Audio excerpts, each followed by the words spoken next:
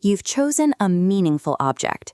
You've looked closely at it, and you've brainstormed a list of descriptive words. But right now, you might be staring at those fragments, wondering how to turn a pile of adjectives into a draft that actually flows. That is exactly what we are doing today. By the end of this video, you will produce a 2 to 3 paragraph rough draft that brings your object to life through a personal story. To get started, grab your physical object, or a photo of it if you don't have it nearby, along with the descriptive list you created in your first pre-writing session. As we begin, I want you to throw away the idea of an essay as a stifled, formal academic exercise. Instead, put on your storyteller's garb. Your goal is to create a story as close to the actual moment as possible.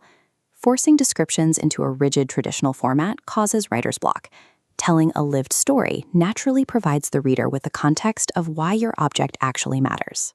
Step 1. Pick a specific memory and write chronologically. Choose a single moment interacting with your object. To maintain your momentum on the page, just answer 2 simple questions. What happened first, and what happened next? She writes, I turned around to my shelf and grabbed the first sharpened pencil I saw. I opened my notebook and started writing. Emerald builds her scene using simple, sequential verbs. Turned, grabbed, opened. She's simply stepping through the action. Step 2. Anchor your perspective exclusively in the first person. A common drafting mistake is slipping into the second person to set a scene, writing things like, when you walk into my room. As a reader, I didn't walk into your room, you did. Correcting the second person to the first person, changing when you see the pan to when I grabbed the pan, actually pulls the reader much deeper into your shoes. Starting with chronological, first-person actions guarantees your narrative remains focused, intimate, and continuously moving forward. Step 3. Show, don't tell, by using dialogue and sound. Passively telling the audience an event occurred gives them the facts. Actively recreating the event with exact quotes and specific noises puts them in the room with you. For example, look at this summary from an essay about receiving a vintage book. Amy gave me a book for Christmas. It works, but it's flat. Compare that to the strong, dialogue-driven version of the same event. It's your Christmas present, she smiled, early. Look closely at your chosen memory. Locate at least one moment where words were spoken or a physical action made a distinct sound, and write it out exactly as it happened. Injecting direct quotes and sound immediately breaks up the monotony of physical descriptions. It forces the reader to experience the scene in real time alongside you. Step 4. Layer in the sensory descriptions from your brainstorm list.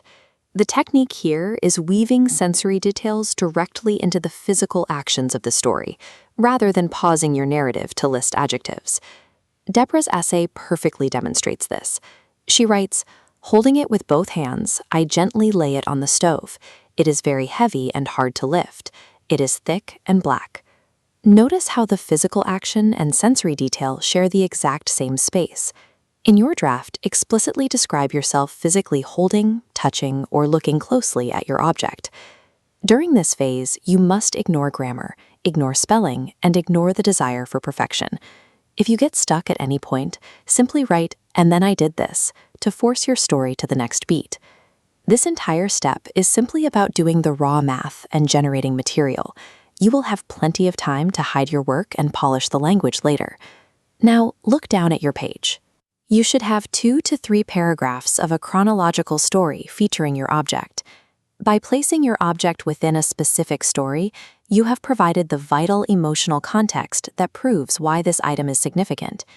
Congratulations on getting the hardest part, the raw ideas, out of your head and onto the page. Submit this rough, unpolished draft exactly as it is for your completion grade. The formal editing phase is the next step in our journey.